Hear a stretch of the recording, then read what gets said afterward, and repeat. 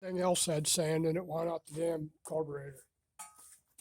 Got everything else done on it, or just about. Just fired it up and started dribbling gas out of the damn carb. Pulled the float bowl off. A little bit of sand in there, not much, enough to make the float stick open. Tried to tap it a couple of times, didn't do a damn thing. And then it stopped, and then it started doing it again. So, let's see what we got here. If you dip your finger in there and rub it between your fingers, you can feel it. Now you can see it in there a little bit. I can anyway. So, got some sand in it sticking to the float needle. That'll hold it up and open. I guess I'm gonna go get a filter to put in here. Check my float height here. When you're checking the float height, it should be your little float should spring back. You're going to check it about a 45-degree angle and measure it. And I can't remember what it's supposed to be on here, but it looks about right. I'll check it before I put it back together.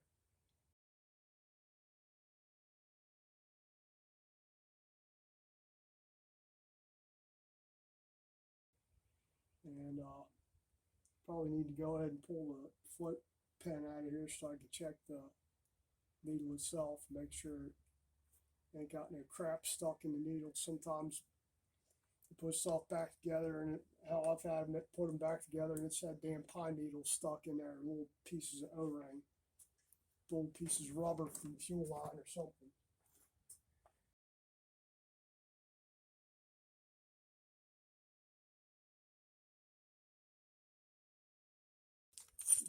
You don't want to beat on it with a punch to take the float pin out.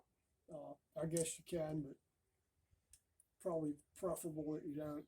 Automatic center punch works good. Make sure you got it in the center of the pen when you do it. I know you ain't going to be able to see that. It's got a piece of rubber stuck in there. Thought it was sand. It's a little piece of rubber from something stuck in the orifice there. Gonna have to blow that out. I'm just gonna blow it out with some card cleaner and then look at down in there again, make sure there ain't any more crap. All right, let's put this thing back on here and see if it leaks now. I'm still gonna get some fuel line and some filter to put in here. Got everything done on here except for the turn signal on the right side. They were working, and now they're not. So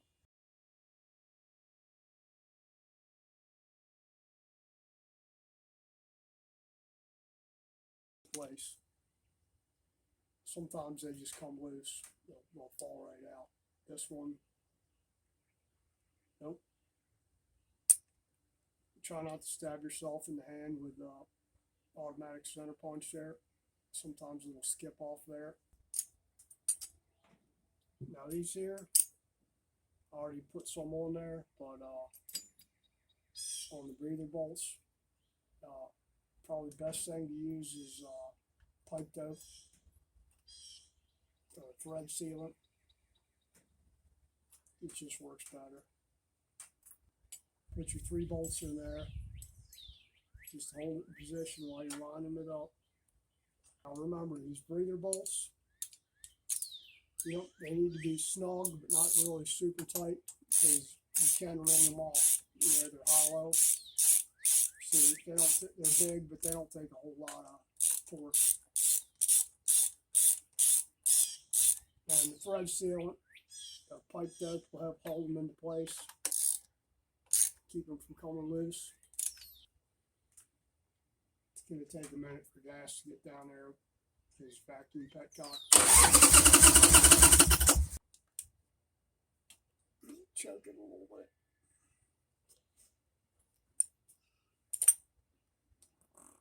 No, excuse me.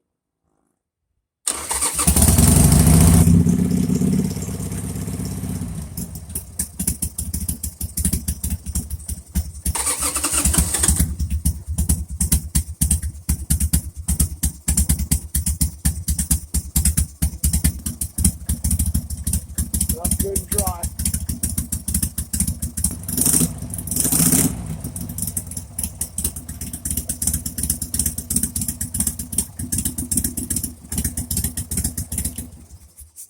All right, good, no carb leak. Just have to keep an eye on that filter. You know, I just used a plastic generic fuel filter in there, tucked up under the other side of the manifold there. Now, the common misconception is that the screen, the mesh screen inside the tank will catch everything. It won't. It'll catch big chunks of stuff, but really fine stuff it ain't going to catch. Fuel filter is okay.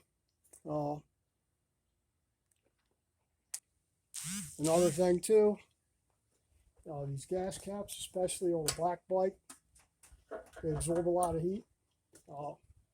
I'll take this and drill like 4 holes right in the cup here, right around the edge of it. See, that one's, you should be able to blow through it, and you can't. So that'll be getting drilled out. It's just a good idea to drill them. In fact, I might as well do that now while I'm out here thinking about it.